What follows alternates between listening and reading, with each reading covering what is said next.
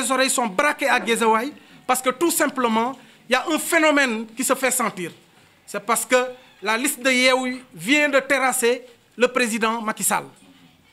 Oui, quand on terrasse son frère, je pense que c'est Macky Sall qui est terrassé, c'est tout Benno qui est terrassé.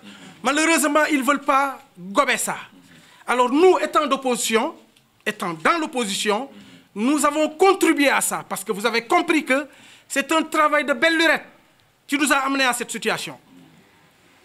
Donc, si on est aujourd'hui ici, le comité d'initiative et d'éthique qui a appelé, composé des membres de différentes sections, des 5 communes du PDS, de la fédération départementale, des partis qui composent cette grande coalition Wallou et ses alliés, qui ont soutenu la liste de la mairie de ville, qui sont respectueux de la ligne directrice de notre parti.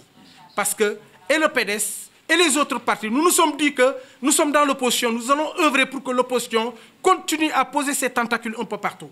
Alors, on s'est dit que nous avons, après avoir décliné notre feuille de route, nous s'est dit que nous allons réaffirmer aujourd'hui notre ancrage dans l'opposition. Nous sommes et nous restons dans l'opposition. Nous nous sommes dit aussi qu'on a des conseillers municipaux qui doivent respecter ces lignes du Parti démocratique sénégalais et de nos alliés, qui consistent à soutenir Yewwi, à soutenir l'opposition. Parce que nous ne pouvons pas presser pour une autre paroisse que la paroisse de l'opposition. Nous les exhortons pour que demain, qu'ils votent la liste Yewwi, qu'ils votent les conseillers qui seront prépositionnés par l'opposition. Pour rien au monde, nous sommes avec Benno, encore moins avec Aliou Sall, cause pour laquelle on a appelé pour leur dire demain, nous sommes l'opposition d'être unis pour aller ensemble.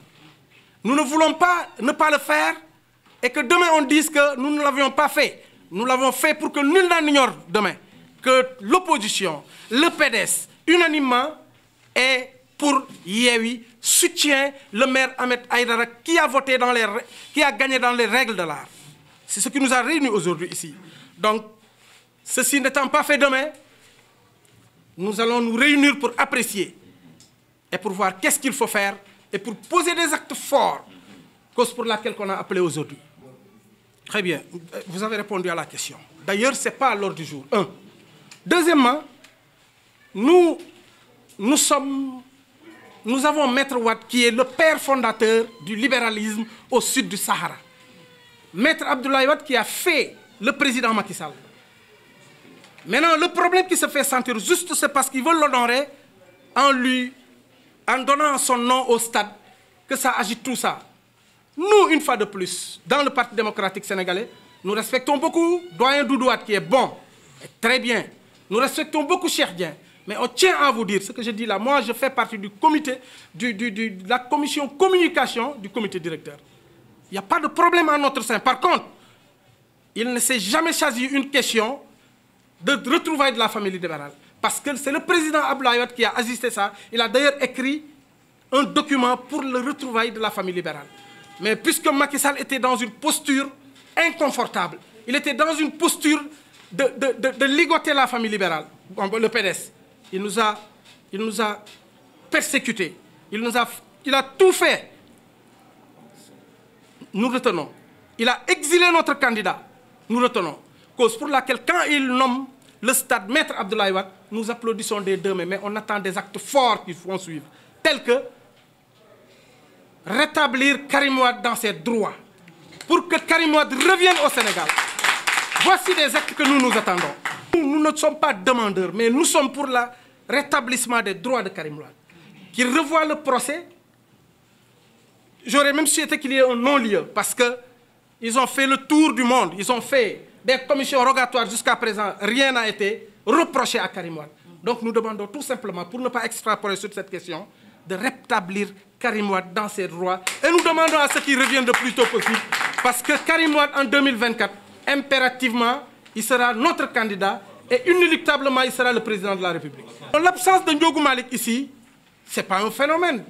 Nous sommes représentés ici. C'est la quintessence des membres du PDS du département de Guédiawaye, ils sont là. S'il n'est pas là, nous, on ne s'alarme pas. Nous, vous nous connaissez tous, on est représentatifs.